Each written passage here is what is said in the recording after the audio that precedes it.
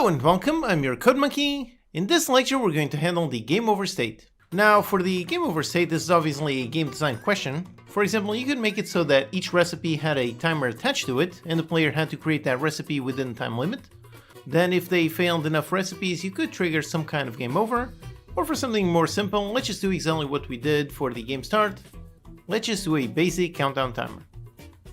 After the game is over, let's pop up a game over window and show how many recipes the player delivered. So let's do that. Let's go into our canvas and inside make an empty game object, call it the game over UI. Then over here, let's stretch it to occupy the entire parent, like this. Now inside, let's begin by making a UI image. This is going to be the background.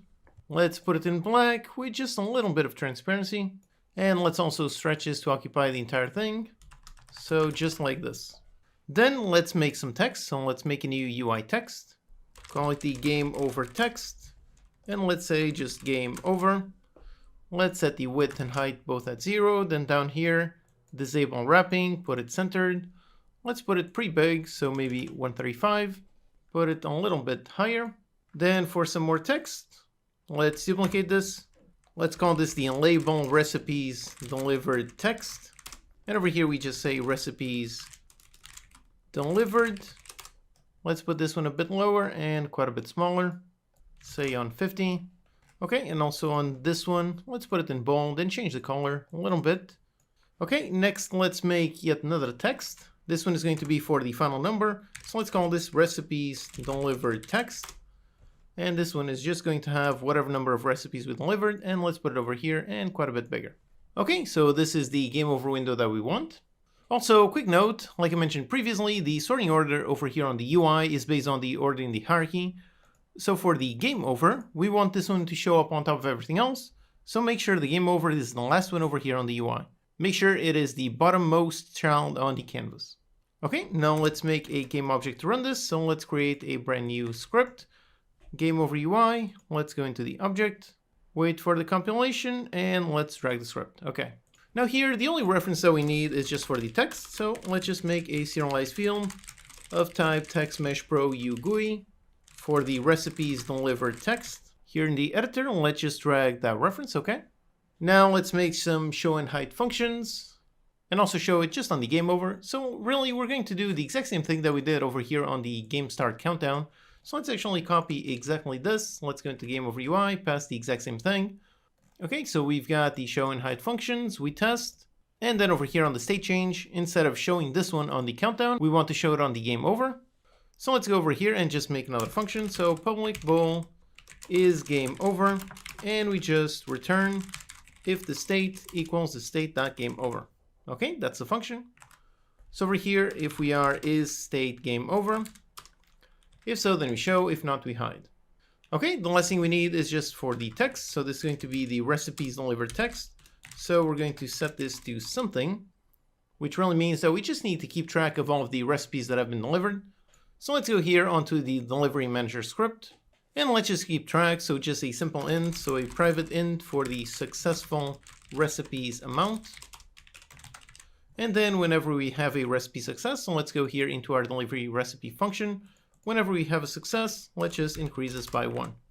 Okay, so that's it. Now we just need a function to expose this. So a public int for the get the successful recipes amount and just return the successful recipes amount. Okay, so finally back here on the game over UI, let's just print it. So go into delivery manager, access the static instance and get the successful recipes amount. And of course we need a string, so toString. Except for this one, this is never going to change after the game is already over. So let's not do this on update. That would be quite wasteful. So let's just do it up here. So as soon as we have the game over, we print the recipes, and that's it. Okay, so let's test. So here we are waiting for the timer. And let's wait and just wait 5 seconds for it to finish. And we should see a 0.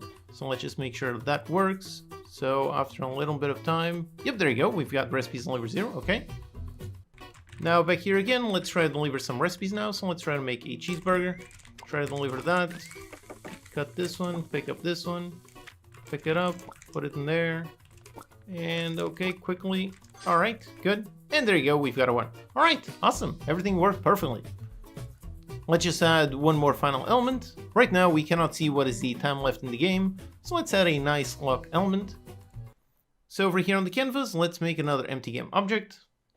Let's name this the game playing clock UI. And let's also put it behind the game over UI. So let's put it above on the hierarchy so that it shows up behind. In order to be able to see what we're doing, let's also just hide the game over UI, but only here on scene view. So let's click on the eye icon. Okay, so here we have our window. Let's just anchor it on the upper right corner. So let's put it somewhere in there. Then inside, let's create a new UI image. Call it the background. For the sprite, let's go with the circle sprite. So let's click on the eye icon to show all the default sprites. And let's use the one included with the circle. So you have this one. Let's also add a nice little outline. So let's put it on 2.2 with full alpha. And let's also add a nice shadow, just a nice visual.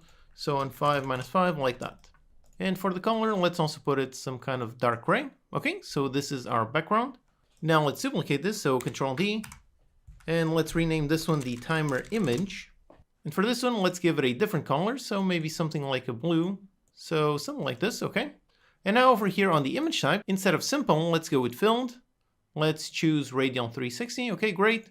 And now over here we can play around with the fill amount, and this will be our timer. Then you can set it up however you want. For me, I'm going to choose to start from the top. So as it starts, the timer is going to count down until the end. Okay, so that's great. Now let's make the script to run this. So let's create a brand new C# script. Same thing, the game playing clock UI. And over here, let's just attach a script. So now all we need is reference to our image.